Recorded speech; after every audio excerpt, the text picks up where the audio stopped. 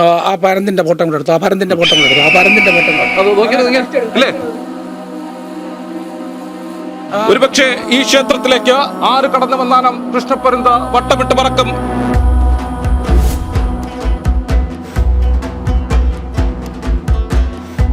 ഈ പ്രദേശത്തുനിന്ന് ഒരു സന്ധ്യ സമയത്ത് ചൊവ്വാഴ്ച, വെള്ളിയാഴ്ച, ഞായറാഴ്ച ഈ ദിവസങ്ങളിൽ ഒരു ത്രിസന്ധ്യ സമയമാകുമ്പോൾ ഒരു ദീപം, ഒരു ഫുട്ബോളിൻ്റെ അത്രയും കാണും, ഒരു ദീപം ഇവിടെ നിന്ന് ഉയർന്ന് വടക്കോട്ട് റോക്കറ്റ് പോണാക്കാം.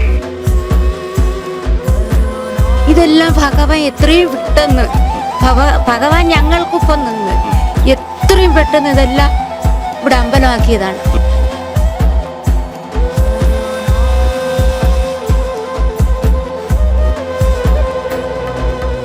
ഞാൻ നിൽക്കുന്നത് ഈ പാരിപ്പള്ളിയിൽ നിന്നും 2 കിലോമീറ്റർ ഉള്ളിലേക്ക് സഞ്ചരിച്ച് ഈ വവ്വാക്കുന്ന ലക്ഷ്മി നാരായണ ക്ഷേത്രം ട്രസ്റ്റിലേക്ക് വരുമ്പോൾ, ഈ ക്ഷേത്രത്തിലേക്ക് വരുമ്പോൾ നിങ്ങൾ നിങ്ങളുടെ ദുഃഖങ്ങൾ, ദുരിതങ്ങൾ, വ്യാധികൾ അതെല്ലാം പറയാം. നിങ്ങൾ ഒരു ആശുപത്രിയിൽ പോയിട്ട് സാധിക്കാത്ത കാര്യം അത് ഇവിടെ വന്നാൽ സാധിക്കുമെന്നാണ് അനുഭവസ്ഥർ പറയുന്നത്. ഈ അടഞ്ഞു കിടക്കുന്ന വാതിലിനുള്ളിൽ ഒരു ലക്ഷ്മി നാരായണ ചൈതന്യമുണ്ട്. ആ ദൈവ ചൈതന്യം നേരിട്ട് അനുഭവിക്കുവാൻ, അല്ലേ? അങ്ങനെയല്ലേ?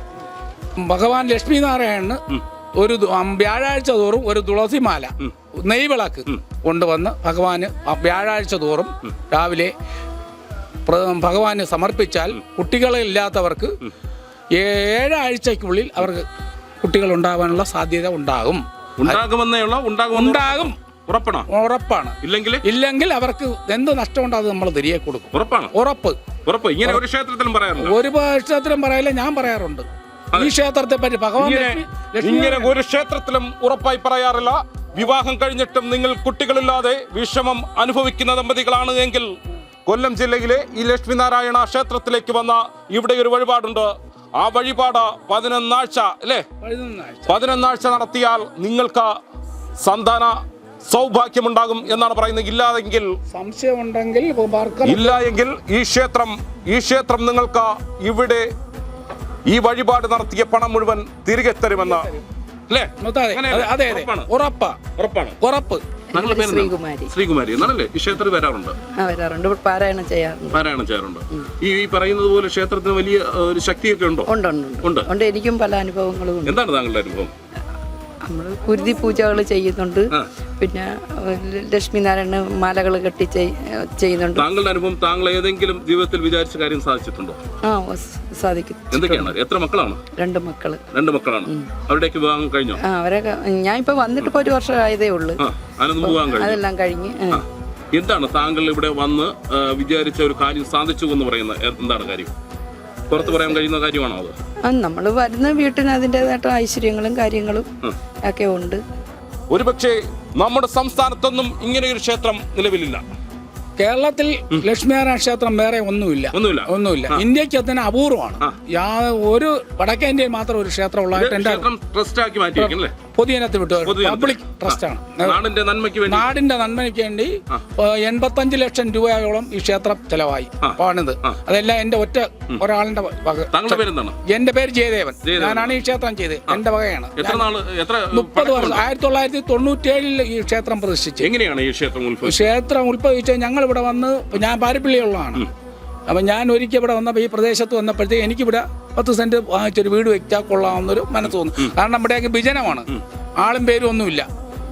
പിന്നെ അന്ന് യഥാർത്ഥം പറഞ്ഞാൽ അന്ന് വെറും ഊളനും ചെവിയനും കാക്ക പോലും ഇല്ലാത്തൊരു പ്രദേശമായിരുന്നു. ആ പ്രദേശത്താണ് ഞങ്ങൾ ഇവിടെ വന്ന് താമസമായതിനു ശേഷം എല്ലാ സന്ധ്യ സമയത്ത് ചൊവ്വാഴ്ച, വെള്ളിയാഴ്ച, ഞായറാഴ്ച എല്ലാ ദിവസങ്ങൾ വൈകുന്നേരത്ത് ത്രിസന്ധ്യ സമയത്ത് ഇവിടെ നിന്നൊരു ഭദ്രദീപം, ഒരു ഫുട്ബോളിൻ്റെ അത്രയും വണ്ണമുള്ള ഒരു ദീപം ഉയർന്ന് ഇവിടെ നേരെ അങ്ങ് വടക്കോട്ട മുണ്ടയ്ക്കാവിലേക്ക് ഒരു പ്രശ്നം വെച്ചു പോണ സമയത്ത് അത് റോക്കറ്റ് പോണ സൗണ്ടാണ്. കത്തി അങ്ങ് പോകും. ഈ പ്രദേശത്തുള്ള എല്ലാവരും അത് കണ്ടിട്ടുണ്ട്. അത് കണ്ട് ഇങ്ങനെ വെച്ചാൽ അപ്പം അങ്ങനെ കുറേ ദിവസം വന്നപ്പോഴത്തേക്ക് ഞങ്ങൾ ഇത് എന്താണെന്നറിയാൻ വേണ്ടി ഒരു ജ്യോത്സ്യര കണ്ടു. അപ്പം ഇവിടെ ഭഗവാൻ ഇവിടെ കുടികൊള്ളിയാണ്. മഹാവിഷ്ണു, ലക്ഷ്മിയും ഇവിടെ കുടികൊള്ളിയാണ്. അവരൊക്കെ ഈ പൂജയും വിളക്കും അമ്പലം ഒന്നും ഇല്ലാത്തതുകൊണ്ട് അത് ഒരു ദീപം ഉള്ളിടത്തേക്ക് ആ സമയത്ത് പോയാണ്. അങ്ങ് ആ സമയങ്ങളിൽ പോയാണ്. അതാണ് നമ്മൾ ജ്യോതിഷത്തിൽ നിന്ന് അറിഞ്ഞത്. അതനുസരിച്ച് പിന്നെ ഞങ്ങൾ പൂജ ചെയ്തില്ല. അതിനുശേഷം ഞങ്ങൾ ഉടനെ ഒരു ക്ഷേത്രം വയ്ക്കാനായിട്ട് ഞാനും എൻ്റെ ഭാര്യയും കൂടെ ചേർന്ന് നമ്മളൊരു ക്ഷേത്രത്തിൻ്റെ അന്ന് ഇത്ര വലുതൊന്നുമല്ല ക്ഷേത്രം. അല്ല, അന്ന് ആദ്യം ചെറിയായിട്ട് ക്ഷേത്രം വെച്ചു അത് ഞങ്ങൾ പ്രതിഷ്ഠ നടത്തി. പിന്നെ ആ പരന്തിൻ്റെ ഫോട്ടോ കൂടെ എടുത്തു, ആ പരന്തിൻ്റെ ഫോട്ടോ കൂടെ എടുത്തു, ആ പരന്തിൻ്റെ ഫോട്ടോ കൂടെ എടുത്തു. അത് നോക്കിയാൽ അല്ലേ ഇവിടെ ഒരുപക്ഷെ എന്താണ് ഒരുപക്ഷെ ഇവിടെ ആര് വന്നാലും അല്ലേ കൃഷ്ണപ്പരന്ത് അല്ലേ കൃഷ്ണപ്പരന്തല്ലേ കൃഷ്ണപ്പരന്ത് വട്ടമിട്ട് പറക്കുന്ന എല്ലാ സമയം പൂജ സമയങ്ങളും ആര് വിശേഷം വന്നാലും ഭഗവാന്റെ പ്രത്യക്ഷം അവിടെ ഉണ്ടായിരിക്കും.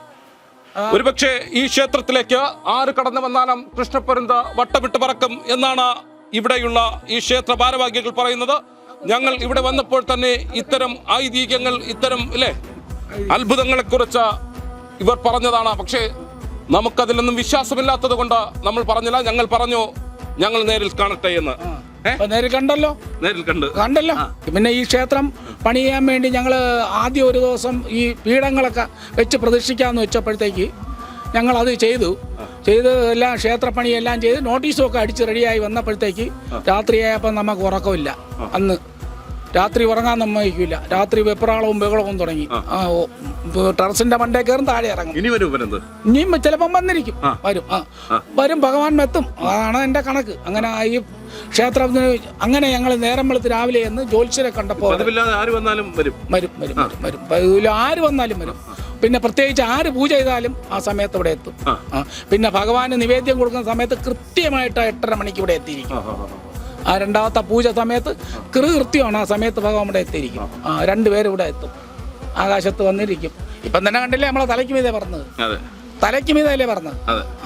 അങ്ങനെയാണ്. അപ്പൊ ഇത് ഇത്രയും അങ്ങനെ വന്ന സമയത്ത് ക്ഷേത്രോത്സവമൊക്കെ ഉണ്ട്. ഇതിന്റെ കൂടെ തീർത്ത് പറയണ്ടേ, ക്ഷേത്ര ഉത്പാദനത്തിന്റെ കാര്യം. അങ്ങനെ ഞങ്ങൾ രാത്രി ഉറക്കമില്ല വന്ന് ജ്യോത്സ്യനെ പോയി കണ്ടു.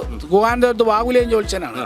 ജ്യോത്സ്യനെ പോയി കണ്ടവൻ പറഞ്ഞു ഇവിടെ മഹാവിഷ്ണുവും മഹാലക്ഷ്മിയും കുടികൊള്ളുന്ന സ്ഥലമാണ്, അവരെ പ്രതിഷ്ഠിച്ചേ ഒക്കുള്ളൂ, അല്ല പീഠം വയ്ക്കാൻ ഒക്കൂലെന്ന്. പിറ്റേന്ന് രാവിലെ തന്നെ ഞങ്ങൾ അപ്പം 3 ദിവസമുള്ള പ്രതിഷ്ഠയ്ക്ക് 3 ദിവസമുള്ള പ്രതിഷ്ഠയ്ക്ക് പിറ്റേന്ന് രാവിലെ തന്നെ ഞങ്ങൾ ഇവിടെ നേരെ മയിലാടി പോയി. 3 ദിവസം കൊണ്ട് അടിച്ചു കിട്ടിയ വിഗ്രഹമാണത്. ആ 3 ദിവസം കൊണ്ട് തക്കല തമിഴ്നാട് നാവറോളിപ്പുറം മയിലാടി, അവിടെ നിന്നാണ് പ്രതിഷ്ഠ ഉണ്ടെന്ന്. അവിടെ നിന്ന് ഞങ്ങൾ പോയി 3 ദിവസം കൊണ്ട് പിന്നെ 3 ദിവസം കൊണ്ട് ആ വിഗ്രഹം അടിച്ച് ഇവിടെ കൊണ്ടുവന്ന് പ്രതിഷ്ഠയ്ക്ക് 7 ദിവസം ശില എന്ന് വെച്ചാൽ അർദ്ധനാരീശ്വരം പോലെയാണ്. പകുതി ലക്ഷ്മി, പകുതി വിഷ്ണു. അങ്ങനെ ഒരു പ്രതിഷ്ഠ സംസ്ഥാനത്തുണ്ടോ? കേരളത്തിലില്ല, ഇന്ത്യക്കകത്ത് അപൂർവമാണ്. ഇന്ത്യക്കകത്ത് അപൂർവം. ഇവിടെ ജ്യോതിഷം തെളിഞ്ഞതാണ് ഇങ്ങനെ. ആ ജ്യോതിഷത്തിൽ തെളിഞ്ഞാണ് ഇന്ന വെക്കണം. അങ്ങനെ അതനുസരിച്ച് ഞങ്ങൾ ഇത് വെച്ചു. അപ്പൊ ഇത് പോയപ്പോഴത്തേക്ക് ഞങ്ങൾ പിറ്റേന്നോട്ട് രാത്രി ഉറക്കം. എങ്ങനെയാണ് ഇത് ക്ഷേത്രം ട്രസ്റ്റ് ആക്കി മാറ്റുന്നത്? ഞാൻ ഇവിടെ ഒറ്റയ്ക്ക് ഈ ക്ഷേത്രം കൊണ്ടുപോകുമ്പോഴത്തേക്ക് പൊതുജനങ്ങൾക്കെല്ലാം ഒരു അമർഷം, ഞാനെന്തോ വലിയ ആളായി പോകാമെന്നുള്ള. ഞാൻ അതുകൊണ്ട് ഒരു കാര്യം ചെയ്ത് എനിക്കത് വേണ്ട. ഞാൻ വിളിച്ച് 41 പേരാ ഈ പ്രദേശത്തുള്ള എല്ലാ സമുദായത്തിലുള്ളവരാ. ഒരു ജാതി ഒരു മതമല്ല, എല്ലാ സമുദായത്തിലുള്ളവരെയും ചേർത്ത് ആ ഓരോ സമുദായത്തിലുള്ളവർക്ക് ഓരോ പ്രാതിനിധ്യം കൊടുത്തു. പ്രസിഡന്റ്, സെക്രട്ടറി, ജോയിന്റ് സെക്രട്ടറി, ഖജാൻജി, കൺവീനർ, ഇങ്ങനെയുള്ള എല്ലാവർക്കും ഓരോ സ്ഥാനം കൊടുത്തു. എല്ലാ സമയം അത് കൊടുത്ത് ഞാൻ ഒരു പബ്ലിക് ട്രസ്റ്റ് ആക്കിയത്. വലിയ ഉത്സവം 17-18 ആന വരെ ഞങ്ങൾ ഈ പ്രദേശത്ത് ആദ്യം ഏറ്റവും വലിയ ഉത്സവം നടക്കുന്നത്. ഈ കേരളത്തിൽ ആദ്യമായിട്ട് അന്നദാനം നടത്തുന്ന ഇവിടെയാണ്. ഇനിയിപ്പോ ക്ഷേത്ര ഉത്സവം ഇനി 2024 ജനുവരി 25 അടുത്ത് ഈ വരുന്ന 25-ാം തീയതി ഉത്സവമാണ്. ക്ഷേത്രോത്സവത്തിന് പ്രത്യേക പൂജ, ഗണപതി ഹോമം, മൃത്യുഞ്ജയ ഹോമം, നരസിംഹമൂർത്തി പൂജ, പിന്നെ ഭഗവതി സേവ, മൃത്യുഞ്ജരി പൂജ, അങ്ങനെ ഒരുപാട് പൂജകൾ.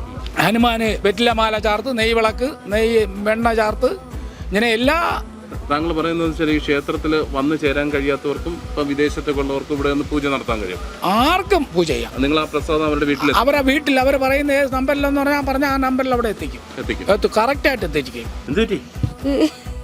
ഇത് നമുക്ക് പ്രത്യക്ഷമായിട്ട് കിട്ടിയതാണ്. ഞങ്ങളെങ്ങൊന്നും കൊണ്ടുവന്നതല്ല. അങ്ങനെയാണ് ഞങ്ങൾ ഇതെല്ലാം ചെയ്തു വെച്ചത്. ഇതൊന്നും സഹായിക്കാൻ ഞങ്ങൾക്ക് ആരുമില്ലായിരുന്നു. ഞങ്ങൾ ഒറ്റയ്ക്ക് എൻ്റെ ഭർത്താവ് മാത്രം ഉണ്ടാക്കി വെച്ചതാണ്. ഒരു മനുഷ്യരെ 5 പൈസ ഞങ്ങൾ വാങ്ങിച്ചിട്ടില്ല. ഇതെല്ലാം ഭഗവാൻ എത്രയും പെട്ടെന്ന് ഭഗവാൻ ഞങ്ങൾക്കൊപ്പം നിന്ന് എത്രയും പെട്ടെന്ന് ഇതെല്ലാം ഇവിടെ അമ്പലമാക്കിയതാണ്. പക്ഷേ അത് ഇപ്പോഴും വരെ ഞങ്ങൾ നല്ല രീതിയിൽ കൊണ്ടുപോകണം. അതിന്റെ ഐശ്വര്യങ്ങളൊക്കെ എന്തെങ്കിലും ഉണ്ടായിരുന്നു? നല്ല ഐശ്വര്യം, ഒരുപാട് സ്വത്തും മുതലും ഞങ്ങൾക്ക് തന്ന് ഒരുപാട് ഇപ്പോഴും ഉണ്ട് ആ സ്വത്ത്. അങ്ങനെ ആരും പറയത്തില്ല അത്. ഉണ്ട്. അങ്ങനെ തുറന്നു പറയത്തില്ല. ഇല്ല ഞങ്ങൾക്ക് ഇപ്പോഴും ഉണ്ട് ഭഗവാന്റെ സ്വത്തല്ല. ഞങ്ങള് ഒന്നും ജോലി ചെയ്തു, ഞങ്ങള് ജോലി ചെയ്തുണ്ടാക്കി ഇതാണ്, ഇതിൽ നിന്ന് കിട്ടിയതാണ് നമുക്കതെല്ലാം. ഞാൻ ഇവിടെ ഈ ക്ഷേത്രത്തിൽ 20 വർഷത്തേക്കുള്ളൂ. എനിക്ക് കുഴപ്പമില്ല, എൻ്റെ മക്കളൊക്കെ നല്ല കല്യാണമൊക്കെ കഴിഞ്ഞു.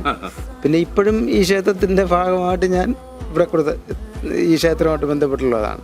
അപ്പൊ എനിക്ക് അതുകൊണ്ട് നേട്ടമില്ലാതെ കോട്ടമൊന്നും ഉണ്ടായിട്ടില്ല. ഇതിന്റെ ക്ഷേത്രത്തിന്റെ ഒരു ഭാരവാഹി പറയുകയുണ്ടായി ഇവിടെ വന്നിട്ട് വലിയ അത്ഭുതങ്ങളൊക്കെ നടക്കുന്നു. അത്തരത്തിൽ താങ്കൾ? അല്ല, അത്ഭുതം എന്ന് പറയുമ്പോൾ എൻ്റെ മക്കളെ കല്യാണമൊക്കെ കഴിഞ്ഞ് മക്കളെല്ലാം നല്ല നിലയിലാണ്. അവർ നല്ല വിദ്യാഭ്യാസമാണ് മക്കൾക്കെല്ലാം. അത് ഈ ക്ഷേത്രമായിട്ടുള്ള ബന്ധപ്പെട്ട് തന്നെയാണ്. ക്ഷേത്രം ഞാൻ അവിടെ വന്നിട്ടെന്നും പറഞ്ഞ് എനിക്ക് ഇതുവരെ ഒരു ദോഷവും വരുത്തിയിട്ടില്ല. താങ്കളുടെ മകൾക്ക് റാങ്ക് കിട്ടി? മകൾക്ക് M.Tech റാങ്ക് ആയിരുന്നു. എത്ര റാങ്ക് ആയിരുന്നു? Second rank. അത് കഴിഞ്ഞ് ജോലിയായി. മോന്റെ കല്യാണം ഇപ്പൊ കഴിഞ്ഞേ ഉള്ളൂ. അതുമൊക്കെ ഇവിടെ വന്നതിന് ശേഷമുള്ള ഇതാണ്. മോൻ എഞ്ചിനീയർ തന്നെ. മകളുടെ പേര് എന്താണ്? മകളുടെ പേര് രേഷ്മ MS. മറ്റേ മോൻ രഞ്ജിത്ത് MS. തൊടുവായിരുന്നു. അവർക്കെല്ലാം നല്ല ഇതാണ്. Second rank M.Tech. ഇങ്ങനെയൊരു ക്ഷേത്രം കൂടി, ഇങ്ങനെയൊരു ക്ഷേത്ര സംസ്കാരം കൂടി ഞങ്ങൾ നമ്മുടെ പ്രേക്ഷകർക്ക് മുന്നിൽ പരിചയപ്പെടുത്തുന്നു. ക്യാമറമാൻ സാം ഫോക്കസ് മാനൊപ്പം രജിത് കാര്യത്തിൽ, വിസ്മാനോസ്.